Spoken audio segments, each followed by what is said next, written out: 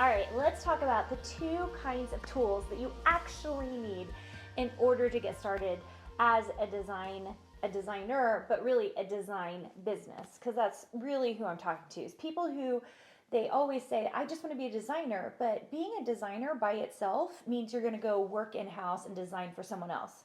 Most of you come here because you want to design for yourself, right? So that means you actually want to own a design business. And most designers aren't thinking like that, which is why so often they do it for 3 months or a year and then they give up because they haven't been thinking about the fact that what they're trying to create is a little more complicated than just being a designer. Okay, back to tools. So we have two sets of tools that we need as designers. So as designers, we need these physical tools: computers, software, maybe an iPad or a Cintiq, maybe a Wacom tablet, things that will make the process of designing easier, right? A pencil. Oh my gosh, if you're like sketching, you need a pencil, you need paper, right? These are tools that we need in order to get started as designers, okay?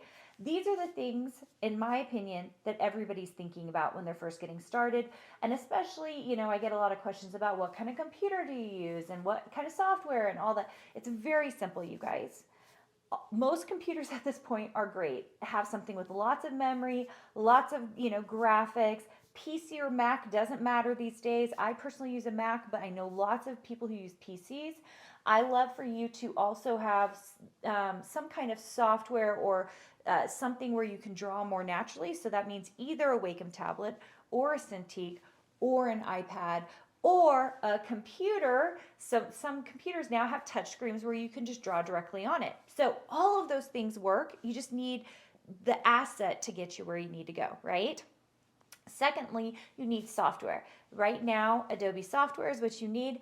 Procreate is a nice second to that for if you've got an iPad. Illustrator on the iPad will come in that Adobe suite if you're using the iPad for things. So these are like the things that I think, like the tactical things, are people like, I need this in order to get started. And the answer is yes, you do. Okay. So those are great tools to get you started.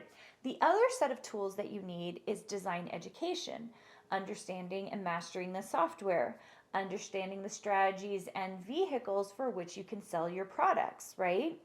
So the one that everybody hears about is licensing. You guys have heard me talk about licensing on this so very often.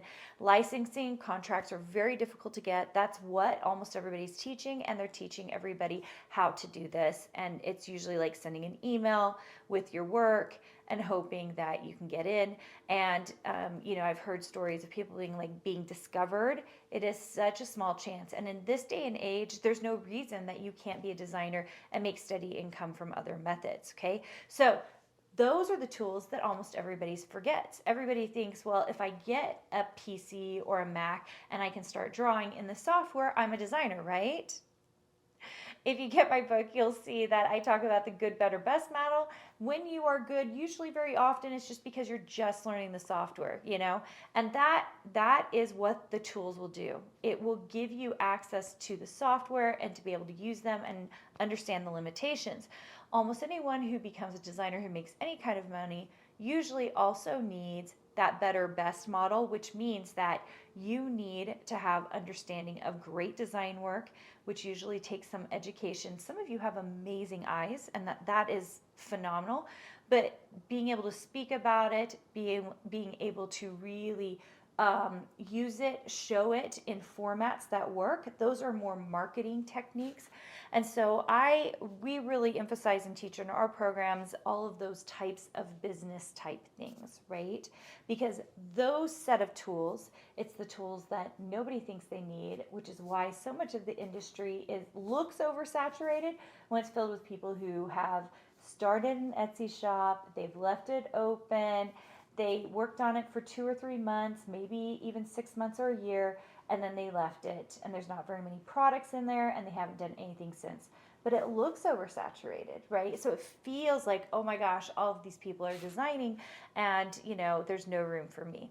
When the truth is, if you get the initial set of tools, you're getting started, so that's great.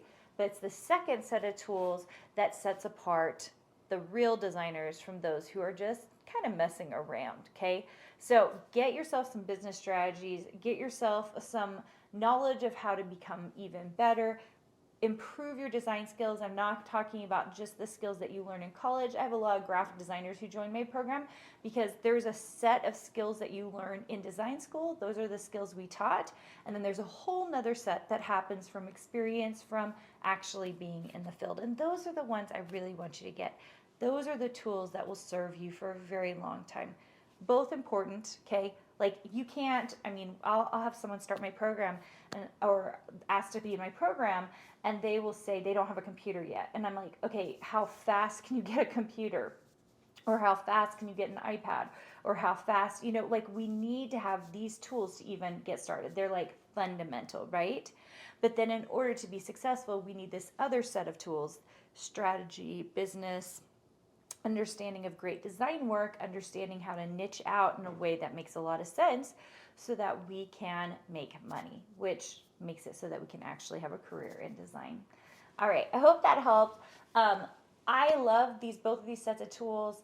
I think if you are here and you are just getting started, for sure, start with those sets of tools that are going to help you start playing around in the software, helping you understand the limitations of the software. That to me is like key. Limitations of the software is key. It's so amazing because once you know what you can and you can't do in the software, the better you will become as a designer. It's so good, okay? And then from there, find ways to, like coming to this podcast, listening to this podcast, like listening to and getting strategy, helping and figuring out what business tactics you need so that you can create a long-lasting career in design. All right, guys, hope that helped, and I will talk to you soon.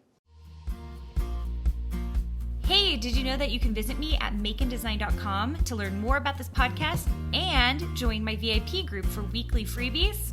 I can't wait to see you there.